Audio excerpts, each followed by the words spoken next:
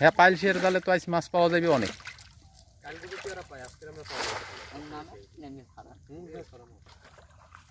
মাছ ছেড়ে বাজে গাছ কি পরিমাণে গাছ, কেওড়া গাছ দেখেন কটি আছে। এগুলো সব পানির স্রোতে, বাতাসে, পানির ঢেউতে ভাঙ্গে সব পড়ে গেছে।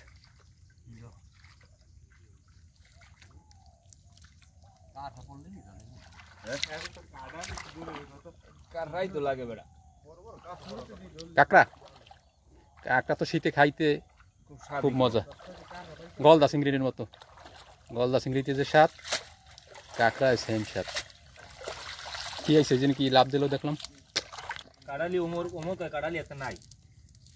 কাড়ালি আইছে, তারপরে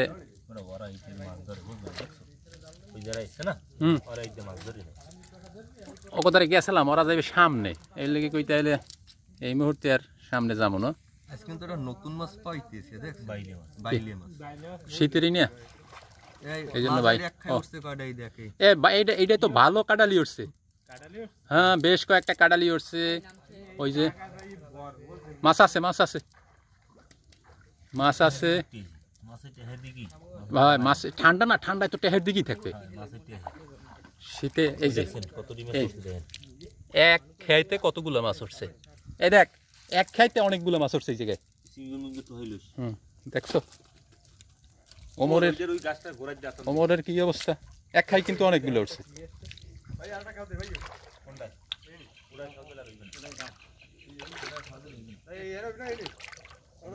দেখা যাক।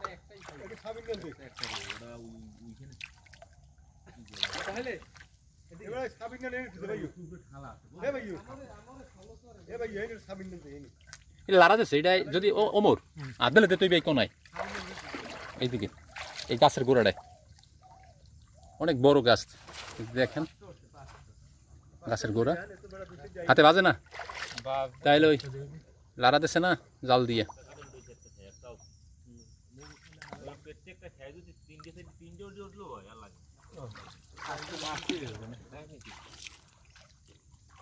কত বড় বড় গাছ ভাঙ্গে পড়ে আছে।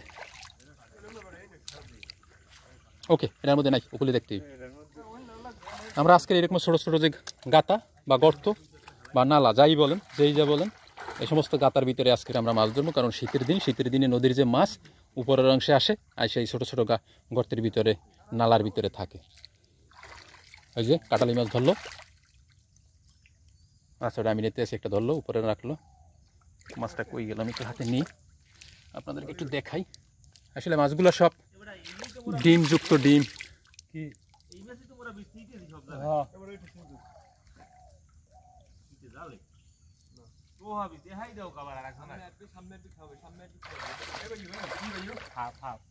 যাই হোক। সাপ সাপ সাপ আছে প্রচুর পরিমাণে, বিশেষ করে মাটির সাপ যে এগুলো